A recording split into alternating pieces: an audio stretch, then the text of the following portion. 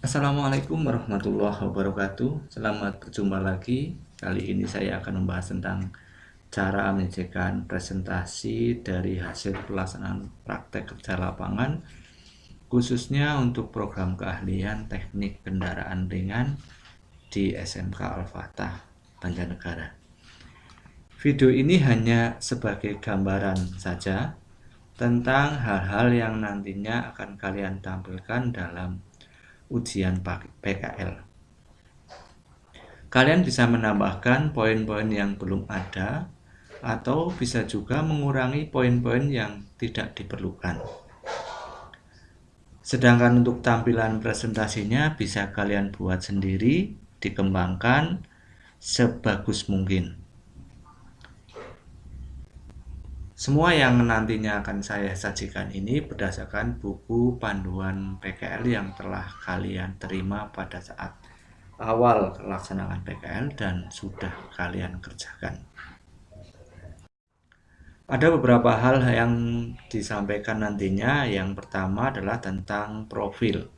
Kemudian nanti masuk ke bab 1, kemudian bab 2, bab 3, bab 4, dan bab 5. Sedangkan di profil sendiri nanti akan ada 2 poin. Yang pertama adalah tentang profil siswa. Kemudian yang kedua adalah profil instansi atau profil bengkel tempat kalian melaksanakan PKL.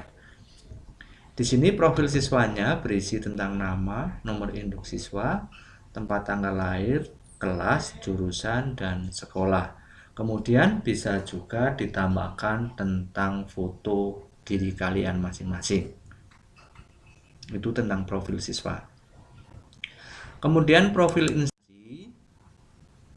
instansi berisi tentang nama instansinya, kemudian bidang usahanya, alamat, nomor telepon, dan nama pimpinannya.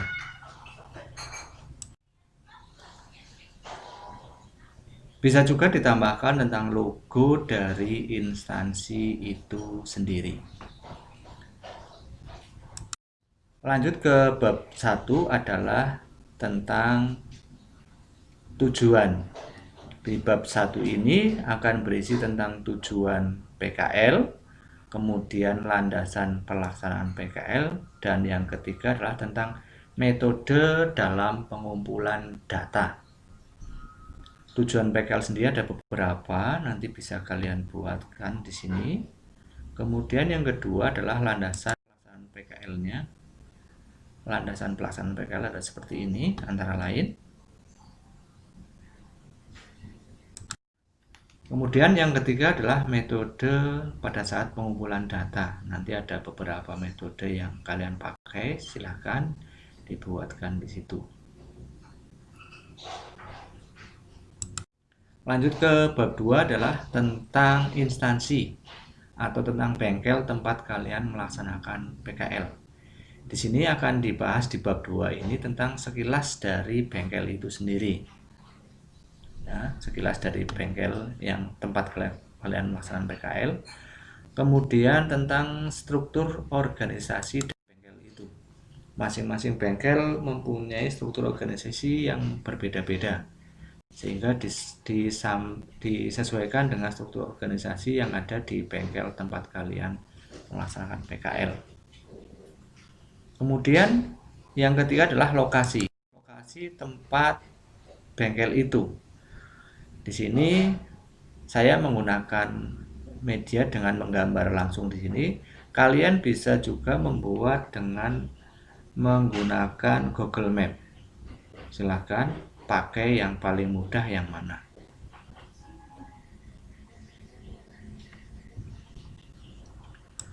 Lanjut ke bab 3 adalah tentang landasan teori.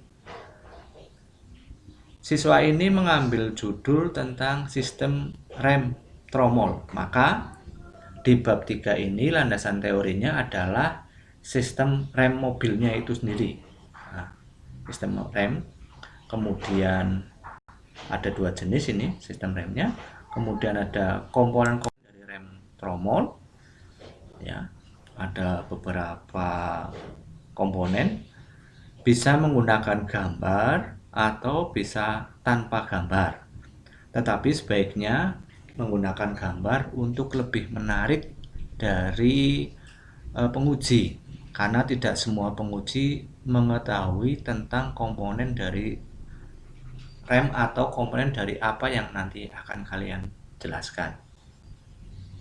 Kemudian yang ketiga adalah tentang cara kerja rem tromol sendiri.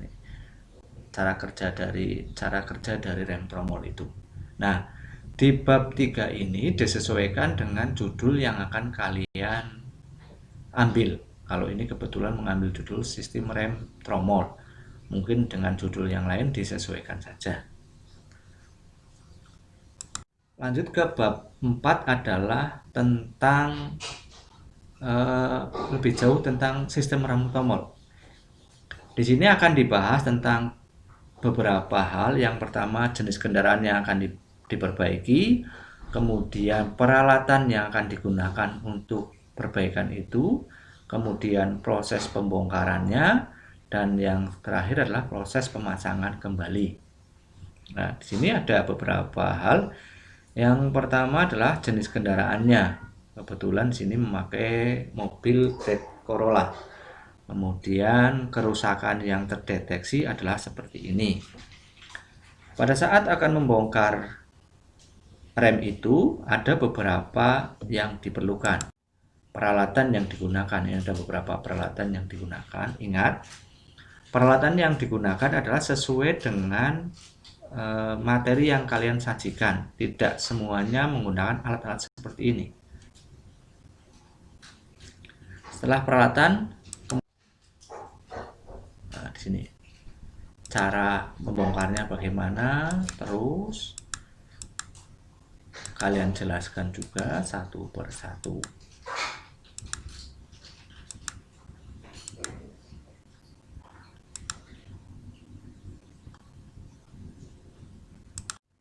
Lanjut ke yang selanjutnya adalah setelah dibongkar, diperbaiki, ini masih kurang satu, seharusnya ada satu, yaitu perbaikannya. Tapi ini karena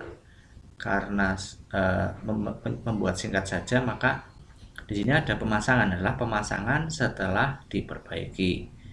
Ini ada urut-urutannya seperti itu. Iya. Pemasangan rem tromol setelah diperbaiki.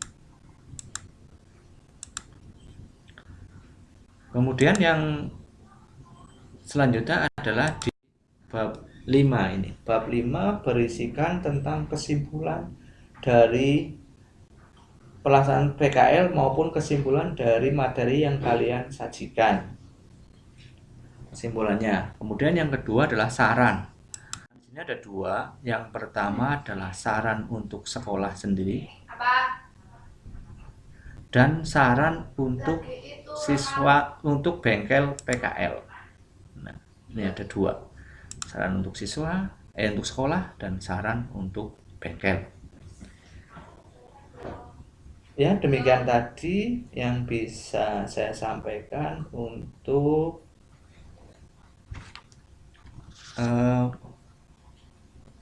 panduan dalam melakukan presentasi yang akan kalian buat untuk ujian PKL di akhir tahun ini. Saya akhiri. Assalamualaikum warahmatullahi wabarakatuh.